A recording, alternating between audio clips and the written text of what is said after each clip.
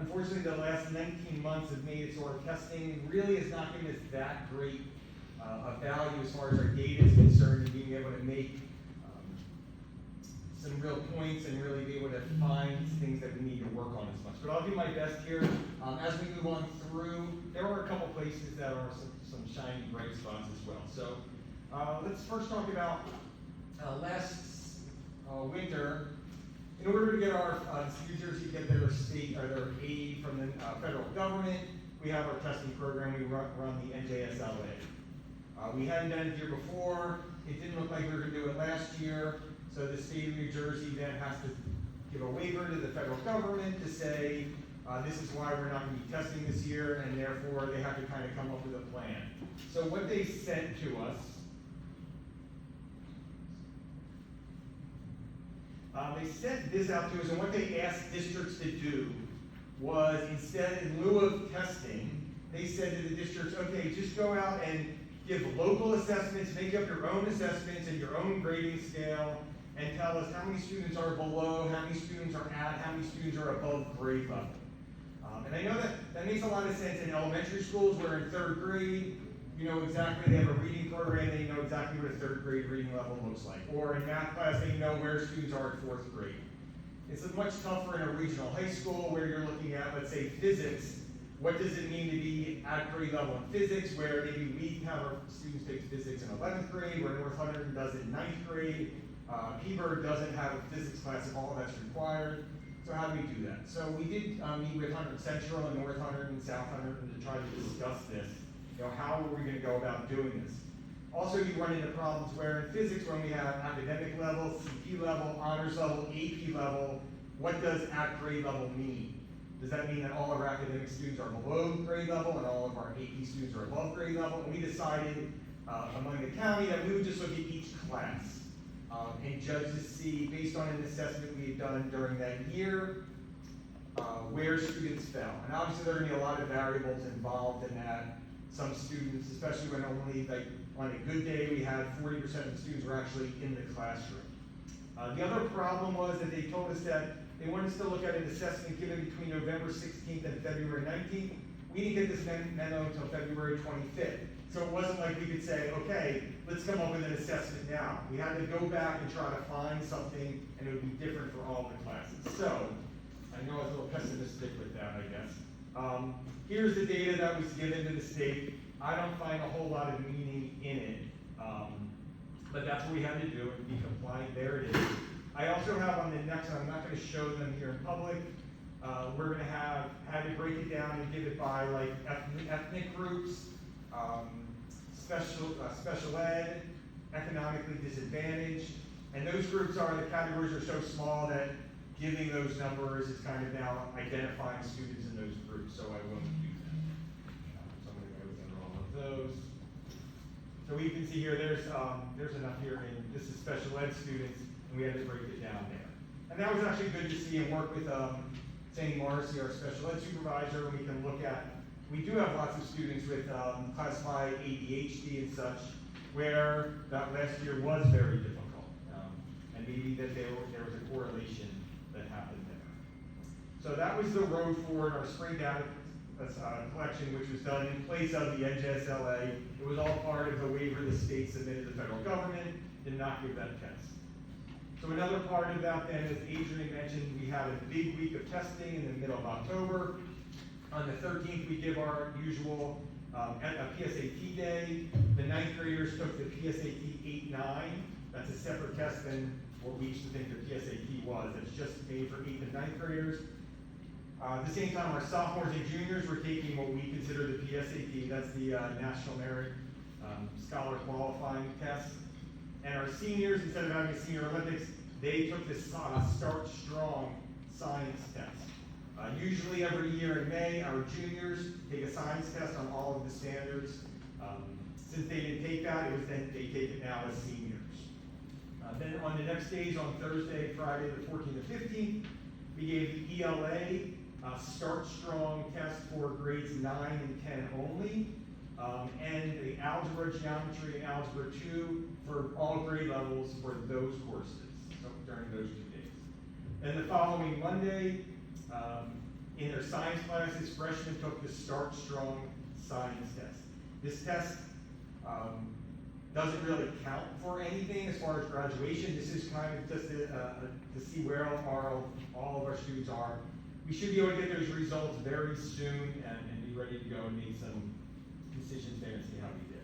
Also on October 18th, Christina Sturgis, they had the military come in and give our ASVAB test.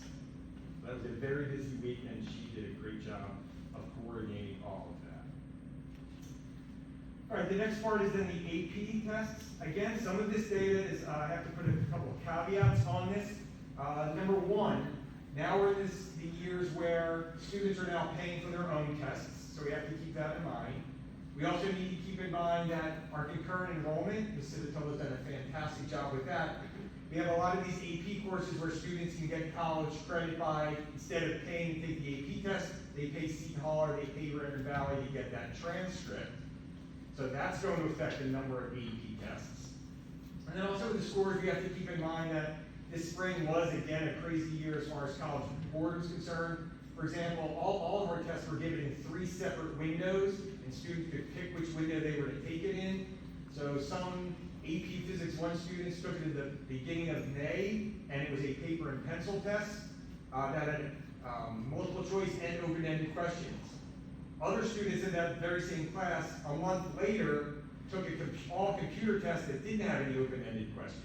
Yet they still got the same score, and they didn't separate those in the scoring reports. So we have to keep these things in mind when we're actually looking at all of these scores. So there's the last 7 years. A couple things to point out from last year's class of 2021 was one of the best classes we had. We had 13 AP Scholars where you needed to have a 3 or higher on 3 different exams, 5 AP Scholars with honor, where we had 3 or more on 4 exams, and then we had 21 AP Scholars with distinction, 5 exams where they got a 3 or better on. And then I also have in here our National AP Scholars. I don't know if we'll ever break this record. These students had a 4 or better on 8 different exams while they were at Del Val. We have some very proud parents. I know there's at least one in the audience tonight.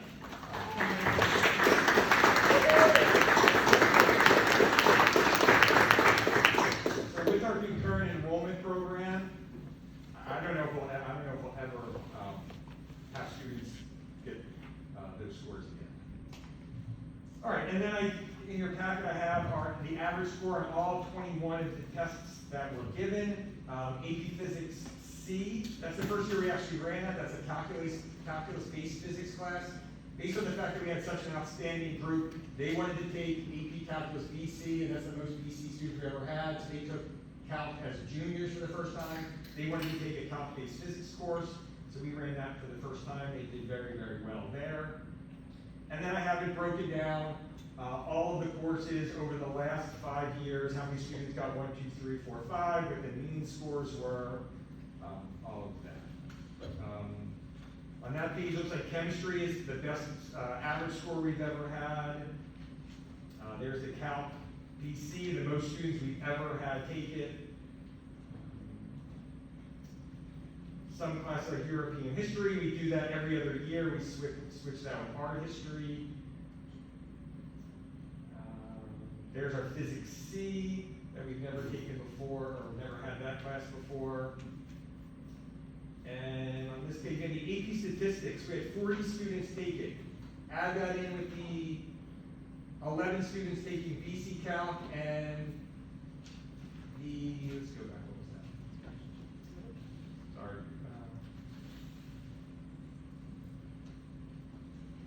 26 AB, 11 BC, that's 37 plus 40, that's 77 students at Del Val took an AP level math test last year. So for a school our size, that is very impressive. We should be proud of that as well. And then I gave you a page going back over 15 years just because I have that data there. Just like I have to see everything. Also, I'd like to include, as you look at all of those average scores on all the tests, is it really fair to compare like the scores on a Calc BC test versus Physics 1? In the first column, it shows that the Calc BC, the average score globally was a 3.6, while Physics 1 was only a 2.4. So clearly, different tests are, let's say, harder or easier than other. So the first column gives you the average scores globally, the second column gives you Delaware average score, and then the last column, it starts off with chemistry, because chemistry globally, the average was 2.7, our average was 4.4, so we were 63% above the global average. So that way it kind of norms those so you can see how we get it. All right, I've also included our SAT scores, and this is just from the class of 2021. This takes like their highest score if they've taken it multiple times. Last year's class of 2021 was outstanding. You can see that those are some of the best SAT scores that we've had in many, many years, despite the fact that they spent a lot of their, their whole junior, or the end of their junior year, all senior year in the pandemic. They still did very, very well. And I'll end on what I think is a very high note, and there's a little bit of redundancy in this table, just because it's hard to keep track of everything. So the first row, the class of 2022, that's our current seniors. When they were in 10th grade, back in October of 2019, there are their PSAT scores. And I like this data because this is apples to apples. It's the exact same test a year later with the same kids. Then a year later, the second column, the second row, is that same class of 2022, our current seniors in their 11th grade year, last October, took the same PSATs again. And what ended up happening is their math score increased by 6.1%, and their reading and writing increased by 8%. In those two bullets at the bottom, the last class that took the PSATs, took both times they took the PSATs before the pandemic, their scores only went up 3.7 and 4.3, or 4.3% respectively. So, these students took the PSAT, had a couple good months, then we went into pandemic where we were all worried that there was learning loss and all these students were going to be permanently scarred and they were going to be struggling and they were going to be falling behind. Their increase when they took the PSAT 7 months into the pandemic, that was our highest gain for a group of kids taking the same test that we've ever had. So I think that's good news that we're worried about learning loss and that these students were going to be scarred and this was going to be so hard for them. They actually went through the pandemic and actually did have a higher increase than any students have ever had for us. So I thought that was a good way to end that. So that does it for me. If you have any questions? Just looking at the, slide number 3, the first one with data. Just looking at the total below grade level, it's interesting to me that Algebra 1 has the highest percentage, whereas Algebra 2 has the lowest, with the others fairly close within a few percentage points of each other. Is there any narrative why Algebra 1 would be so much higher than the others versus Algebra 2? No, again, unfortunately, I will say I love to give reasons. I love to dig deep. This is based on every class was using different measures. Algebra 1 historically, so when you look at Algebra 2, you have to keep in mind that Algebra 2 is going to include students, our best students, right? Our best math students, all then take Algebra 2 at Delaware and are included in that line. The Algebra 1 line is only going to include students who didn't take Algebra 1 in middle school. So therefore, our best students, our best math students, are not, none of our best, nobody who say is an excellent math student is in that Algebra 1 line. But in the Algebra 2 line, all of our best math students are in there. Does that make sense? Yep. And then one other question, sorry, Gary. You have Delaware averages versus global. Do we have anything that is closer to home, Hunter County schools? I don't have, I could give you New Jersey. Okay. And I can make a note to go through student affairs next time I see that. Thank you. Jerry? Yeah, that was my essential question, and you obviously don't have the data. I was wondering how Delaware stacked up against other schools in the county. Yeah, I don't have that, although they are supposed to be giving their reports in October as well. So would it be fair to say that at some point in a month or two, you'll be able to present to the board a comparison across various courses of how our students are faring compared to others To be frank, I could, but you do have to keep in mind, once we throw in the variables of our concurrent enrollment program, I mean, it wouldn't be fair to just give you that without saying, this is our concurrent enrollment program. We give college credit in these courses, so students have the option of not entering into these numbers because they are paying to get the actual college transcript. It also wouldn't be fair to know, I would not know even for Delaware or those other schools, how many of them took it in the session 1 versus how many took it in session 3. So there are plenty of variables there. I can try to collect that data, but I think that in some ways that could be a little dangerous as well.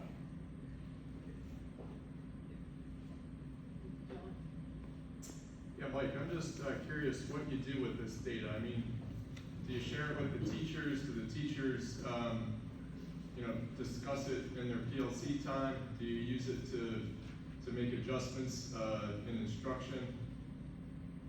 Well, again, as I said, this is a lot of compliance numbers in that there are lots of variables involved in this. No, the springboard assessment data collection, no.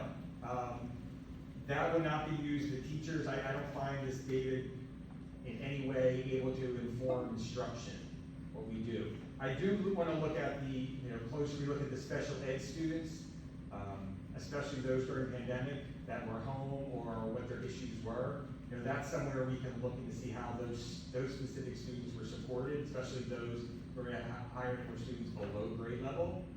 I mean, as far as the other one with the AP classes, yeah, I mean, that's where we meet the supervisors meet and we go over all of those numbers. And again, you just have to be careful of, even football teams can have the same team, or the same coaches, the same system, the same everything, but they have different players coming the following next year, and they have some different results. So you have to be careful of, is it something that we're doing wrong in the classroom, or does it depend on the group of kids that you have? Sure. Yeah, I'm still struggling with what the instructive value of this is. I mean, if you can't make comparisons, and as you said in answer to the last question, you really can't use these data to identify soft spots in areas for improvement.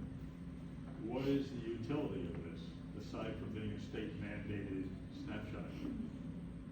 I would agree with that statement. In the climate we're in after the last 19 months, yes. I agree with that statement.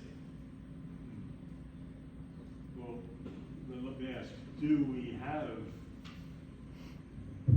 over the horizon some sorts of analytic or data collection and analytic tools which will identify those soft spots and which will give us some opportunity to do comparisons?